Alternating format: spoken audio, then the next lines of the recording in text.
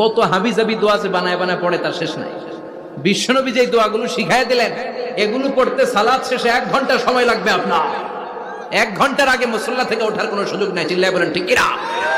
বিশ্বনবী সালাম ফিরিয়ে আওয়াজ করে পড়তেন আল্লাহু আকবার, 3 বার পড়তেন আস্তাগফিরুল্লাহ, 33 বার সুবহানাল্লাহ, 33 বার আলহামদুলিল্লাহ, 33 বার আল্লাহু আকবার। এরপরে পড়তেন লা ইলাহা ইল্লাল্লাহু ওয়াহদাহু লা শারীকা লা, লাহুল মুলকু ওয়া লাহুল হামদু ওয়া হুয়া আলা কুল্লি শাইইন কাদির। সুবহানাল্লাহ পড়েন।